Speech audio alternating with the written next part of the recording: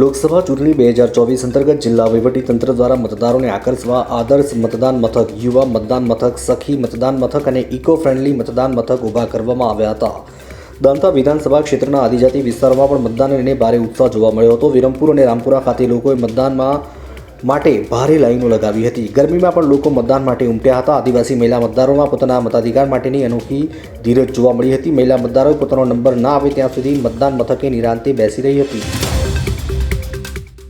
હવામાન વિભાગે આકરી ગરમી વચ્ચે આગામી અઠવાડિયાની શરૂઆતમાં રાજ્યના 4 જિલ્લાઓમાં વરસાદ થવાની સંભાવનાઓ વ્યક્ત કરી છે, પરંતુ આજે ગુજરાતના ઉત્તર ભાગમાં અચાનક ભર બપોરે વરસાદ પડવાની ઘટના બની છે. બનાસકાંઠાના પ્રખ્યાત તીર્થ સ્થળ અંબાજીમાં વરસાદ થયો છે. સવારથી આકરી ગરમી અનુભવાઈ રહી હતી અને અચાનક બપોરના સમયે કાળા ડિબાંગ વાદળો છવાયા બાદ વરસાદ તૂટી પડ્યો. ઉકળાટ અને ગરમી વચ્ચે અચાનક વરસાદ થતાં વિસ્તારમાં ઠંડક પ્રસરી ગઈ. આકરી ગરમી વચ્ચે લોકોને વહેલી સવારે મતદાન મથકો પર ભારે ભીડ હતી.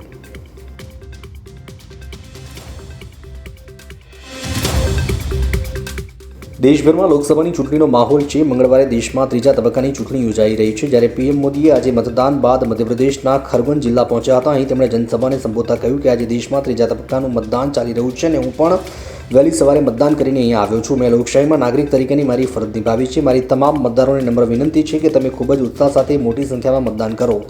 કોંગ્રેસ દ્વારા બનાવેલા ખાડાઓને ભરીને ભાજપ સરકારે મધ્યપ્રદેશને એક નવી અને ગૌરવપૂર્ણ ઓળખ આપી છે. રાજકોટના ધારાસભ્ય ઉદય કાનગડે પોતાના ફેસબુક પેજ ઉપર પોતે મતદાન કરતા હોય અને જય શ્રી રામ લખેલો વિડીયો પોસ્ટ કર્યો છે. સામાન્ય લોકોને મતદાન મથકમાં મોબાઈલ લઈ જવાની પણ મનાઈ હોય, ત્યારે રાજકોટ ભાજપના ધારાસભ્ય ઉદય કાનગડે મતદાન કરતા હોય તેવો વિડીયો સોશિયલ મીડિયામાં પોસ્ટ કર્યો છે. ત્યારે સવાલ થઈ રહ્યો છે કે શું ધારાસભ્ય કક્ષાના નેતાઓ પણ ખબર નથી કે શું મતદાન મથકમાં મોબાઈલ લઈ જવાય કે નહીં?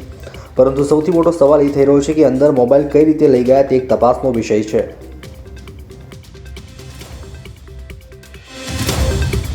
સમગ્ર રાજ્યમાં લોકસભાની ચૂંટણીનો રંગ જામ્યો છે, ત્યારે આજે વિવિધ ક્ષેત્રની હસ્તીઓએ મતદાન કરી લોકશાહી પર્વની ઉજવણીમાં સહભાગી બન્યા હતા. ગુજરાતમાં ખૂબ જ જાણીતા લોક સાહિત્યકાર માયાભાઈ આહિરે તેમના વતન બોરડા ખાતે મતદાન કર્યું હતું અને આ અંગેની તસવીર સોશિયલ મીડિયા પર રજૂ કરી. આ ઉપરાંત પદ્મશ્રીથી સન્માનિત એવા શાહબુદ્દીન રાઠોડે સુરેન્દ્રનગરના થાનગઢ ખાતે મતદાન કર્યું હતું. લોકગાયિકા ગીતા રબારીએ કચ્છ જિલ્લામાં તેમના મૂળ વતન ટપ્પર ખાતે આવેલી શાળાએ તેમના પરિવારજનો સાથે મતદાન કર્યું હતું.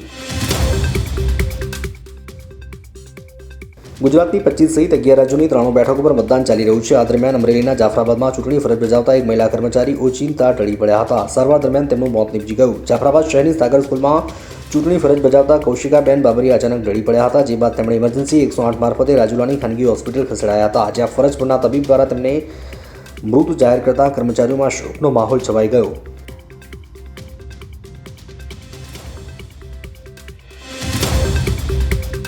વ્લાદિમીર પુતિને મંગળવારે 5મી વખત રશિયાના રાષ્ટ્રપતિ તરીકે શપથ લીધા છે. ક્રેમલિનમાં એક ભવ્ય સમારોહમાં શપથને લઈને 71 વર્ષના પુતિને તેમના 5મા કાર્યકાળની શરૂઆત કરી છે. પુતિને એવા સમયે 5મી વખત રશિયન રાષ્ટ્રપતિનું પદ સંભાળ્યું છે, જ્યારે તેમના પર દેશમાં વિપક્ષને દબાવવાનો આરોપ લગાવવામાં આવ્યો છે. પશ્ચિમી દેશો સાથે સંઘર્ષ ઘણો વધી ગયો છે. રશિયામાં સતત પોતાની સત્તા મજબૂર કરેલા પુતિને તેમના કાર્યકાળ દરમિયાન અનેક પડકારોનો સામનો કરવો પડશે. ખાસ કરીને યુક્રેનમાં યુદ્ધની કટોકટી તેમની સામે મોટો પડકાર છે. પતંજલિ આયુર્વેદ સામે ભ્રામક જાહેરાતોના કેસ દાખલ કરનાર આઈએમએ હવે સુપ્રીમ કોર્ટની ઝાટકણી કાઢી છે.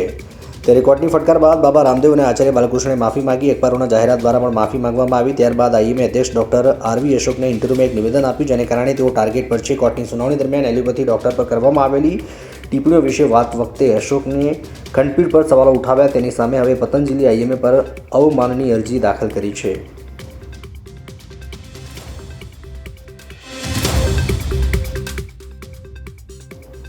દિલ્હી દારૂ કૌભાંડમાં ધરપકડ કરાયેલા મુખ્યમંત્રી અરવિંદ કેજરીવાલની અરજી પર આજે સુપ્રીમ કોર્ટમાં સુનાવણી થઈ હતી, જેમાં કેજરીવાલને ધરપકડને કોર્ટમાં પડકારી. આ કેસની સુનાવણી જસ્ટિસ સંજીવ ખન્ના અને જસ્ટિસ દીપાંકર દત્તાની બેન્ચ દ્વારા કરાઈ હતી. જોકે આજે અરવિંદ કેજરીવાલના વચગાળાના જામીન પર નિર્ણય આવ્યો નથી. સુપ્રીમ કોર્ટે જામીન અંગે કોઈ નિર્ણય આપ્યો નથી. બેન્ચ છેલ્લી ઘડીએ ઉઠી ગઈ અને ચુકાદો અનામત રાખ્યો છે.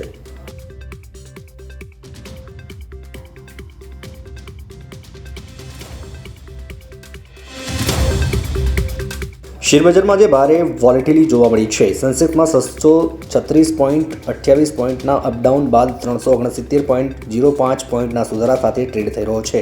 નિફ્ટી પણ 22,300ની સાયકોલોજીકલ સપાટી તોડી હતી. આ સાથે રોકાણકારોએ આજના ટ્રેડિંગ સેશનમાં 7 લાખ કરોડ ગુમાવ્યા છે. બીએસસી માર્કેટ કેપ એક તબક્કે ઘટી 396 લાખ કરોડ આસપાસ પહોંચી, જે 1:58 300 98.58 લાખ કરોડ હતી,